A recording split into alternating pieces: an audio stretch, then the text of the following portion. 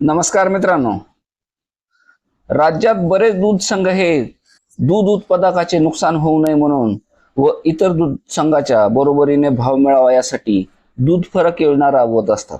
यामध्ये प्रामुख्याने गोकुळ दूध संघ, कात्रज डेअरी अशा दूध संघाकडून दुधाचा दर फरक हा दिला जातो। असाच दर फरक पुणे जिल्हा सहकारी दूध उत्पादक संघ म्हणजेच कात्रज डेअरीने प्रति लिटर 2 रुपयाचा दर फरक देत तब्बल 13.5 कोटी रुपये थेट शेतकऱ्याच्या खात्यात जमा केले आहेत। या निर्णयामुळे हजारो दूध उत्पादकांना दिलासा मिळत ग्रामीण अर्थचक्राला नवसंजीवनी मिळाली आहे। कात्रज डेअरीने शब्दपूर्ती करून दर फरकाचा हजारो शेतकऱ्यांना लाभ दिला आहे। कागदोपत्री घोषणाचा बाजार मांडणाऱ्यामध्ये हा निर्णय वेगळा ठरतो, कारण येथे घोषणा नाही तर थेट खात्यात पैसे पोहोचले आहेत। दर फरकाची अंमलबजावणी 2 टप्प्यात करण्यात आली आहे। ऑक्टोबर 2025 मध्ये पहिल्या टप्प्यात प्रति लिटर 1 रुपयाप्रमाणे 6,75,12,000 रुपये वितरित करण्यात आले आहे।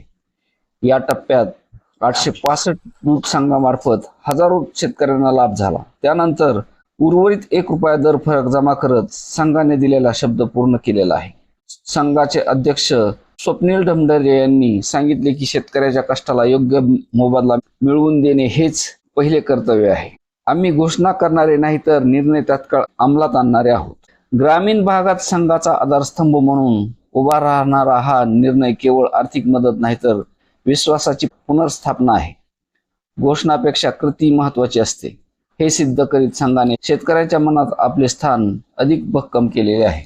दुधाच्या भावात अपेक्षित ही वाढ नसली तरी शेतकऱ्याची मागणी मात्र 50 रुपये प्रति लिटर गाईच्या दुधात आणि म्हशीच्या दुधासाठी 80 रुपये लिटर ही मागणी प्रत्यक्षात समोर येत आहे। सध्या चारा टंचाई, हिरव्या चाराची टंचाई, पशुखाद्याचे भरमसाठ वाढलेले भाव आणि उन्हाळ्याचे दिवस यामुळे दुधाच्या उत्पादनात मोठी घट झाली असून या व्यवसायाला नवसंजीवनी देण्यासाठी राज्य शासनाकडून काहीतरी ठोस उपाययोजना होणे गरजेचे आहे।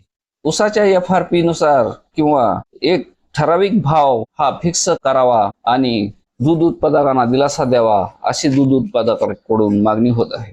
दूध उत्पादनातील वाढता खर्च आणि प्रत्यक्ष उत्पादन याचा ताळमेळ घालणे दूध उत्पादकांना एक तारेवरची कसरत होत आहे। त्यामुळे राज्य शासनाने दूध व्यवसायाकडे लक्ष देऊन हा व्यवसाय कसा टिकला जाईल यासाठी काहीतरी उपाययोजना करणे गरजेचे आहे। धन्यवाद।